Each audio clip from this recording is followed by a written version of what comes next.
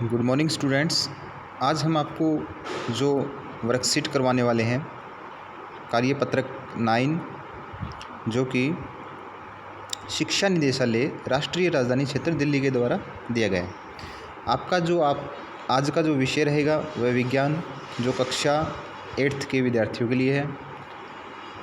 तो students, worksheet को start करने से पहले यहाँ पे अपना नाम और यहाँ पे आपकी कक्षा अध्यापक का नाम ज़रूर लिख दें। तो आज का जो हमारा मुख्य जो टॉपिक है वह सूक्ष्म जीव के हानिकारक प्रभाव, जो कि चैप्टर नंबर 2 में आपके दिया गया है। तो चलिए हम स्टार्ट करते हैं। यहाँ पे आपको दे रखा है स्टूडेंट्स, टॉपिक में डाल रखा है कि सूक्ष्म जीवों के हानिकारक प्रभाव। तो हम इसके हानिकारक प्रभाव जानते हैं क्या क्या होते हैं। तो यहाँ पे देखिए आप, पहला जो है हानिकारक प्रभाव, खाद्य पदार्थों का खराब या संदूषित होना। क्या करते हैं स्टूडेंट्स, आपको ये भी पता है कि सूक्ष्म जीव के क्या होते हैं, कई प्रकार के होते हैं, जैसे जीवाणु, प्रोटोजोआ, वायरस, फंगी, कवक, ये क्या होते हैं सभी स्टूडेंट्स सूक्ष्म जीव होते हैं। तो सूक्ष्म जीवों से क्या होता है, खाद्य पदार्थों का खराब हो जाता है। खाद्य पदार्थ क्या हो जाते हैं, आपने देखा होगा, अगर हम कोई डबल रोटी या मतलब रोटी को हम कुछ दिन के लिए छोड़ देते हैं तो उसके ऊपर फफूंद लग जाते हैं, तो वो क्या है, खाद्य पदार्थ का खराब होना। इसी प्रकार से जलाशयों का क्या होता है, सवालों का फैलना। जलाशय जो होते हैं ना, हमारे पानी के तालाब वगैरह वगैरह होते हैं, आपने उसमें देखा होगा हरे रंग की काई देखी होगी आपने, वो क्या हो जाती हैं, वो उसमें पनप जाती हैं और पानी को क्या कर देती हैं, खराब कर देती हैं। इसी प्रकार से मानव और अन्य जंतुओं में बीमारी, मलेरिया, टीबी, टाइफाइड, ये सभी किससे होती है, जीवाणुओं से होती है। इसके बाद हम बात करते हैं कवक द्वारा कपड़े, चमड़े व कागज़ का संदूषित करना। कवक द्वारा क्या हो जाते हैं, चमड़े व कागज़ का क्या हो जाता है, खराब हो जाता है। उसके बाद में पौधों में भी क्या होते हैं, बीमारियों का कारण बन जाते हैं सूक्ष्म जीव। जैसे पौधों में, जैसे नींबू में कौन सा, कैंकर, गेहूं का रस्ट रोग, ये सभी क्या होते हैं, सूक्ष्म जीवों से होने वाले हानिकारक प्रभाव, इससे बीमारियाँ होती हैं इनमें। यहाँ पे देखिए, अब तक हमने उपयोगी सूक्ष्म जीवों और उनके औषधीय एवं अन्य उपयोगों के बारे में जाना। इनके अलावा कुछ सूक्ष्म जीव हमारे लिए अनेक प्रकार से हानिकारक भी होते हैं, जैसा कि ऊपर दर्शाया गया है। जैसे आप ये पॉइंट देख सकते हैं, सभी में हानिकारक प्रभाव इसमें दिए हुए हैं।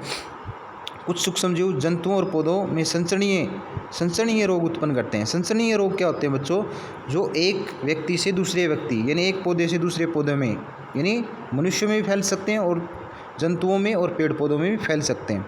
इसके अलावा कुछ सूक्ष्म जीव अनेक प्रकार से हानि पहुंचाते हैं, जैसे खाद्य पदार्थों को खराब करना, सवालों के प्रस्फुटन से जलाशयों में अन्य जीवों का मरना, क्योंकि क्या होते हैं, ये सवाल जब पनप जाते हैं तो उसमें क्या हो जाते हैं, ऑक्सीजन की कमी हो जाती है पानी के अंदर, जिससे अन्य जीव क्या हो जाते हैं, जो पानी में, जैसे मछलियाँ हैं, वो क्या हो जाती हैं, मर जाती हैं, पानी में रहने वाले जीव मर जाते हैं।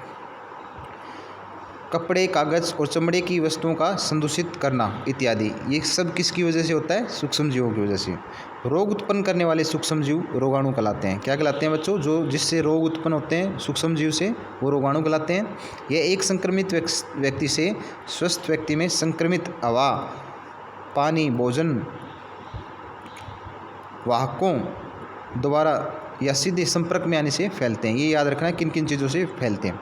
तो यहाँ पे देखो, नीचे दिए गए कुछ प्रश्न दिए गए हैं, इनके हम उत्तर जानने की कोशिश करते हैं। सूक्ष्म जीवों के कोई 3 हानिकारक प्रभाव लिखिए।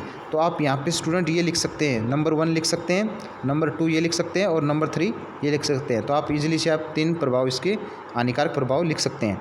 उसके बाद में भोजन को ढककर रखने की सलाह क्यों दी जाती है। सेकंड क्वेश्चन में आपसे क्या पूछा गया है कि भोजन को ढककर रखने की सलाह क्यों दी जाती है। आपको ये पता है बच्चों कि जो सूक्ष्म जीव होते हैं वो किन के माध्यम से फैलते हैं, संक्रमित रक्त, हवा, पानी, रोग वाहकों और भोजन इत्यादि के द्वारा संपर्क में आने से फैलते हैं। तो देखिए क्या होता है, उनको ढक के रखने से क्या होगा, हवा के संपर्क में आने से बच जाएंगे, और पानी के और रोग वाहक जो होते हैं ना, उनके संपर्क में आने से क्या हो जाता है, हमारा ढकने से हमारा भोजन बच जाता है। तो इसलिए हम क्या करना चाहिए, भोजन को ढक कर रखना ज़रूरी होता है, ताकि ये इनके संपर्क में ना आए, क्योंकि सूक्ष्म जीव जो होते हैं वो हवा, पानी, रोग वाहकों के द्वारा फैलता है। तो इस कारण से ढककर रखने से इनके संपर्क में आने से बच जाता है और भोजन खराब होने से बच जाता है। रोगाणु किन्हें कहा जाता है? जिन सूक्ष्म जीवों से रोग फैलता है उन्हें क्या कहा जाता है बच्चों?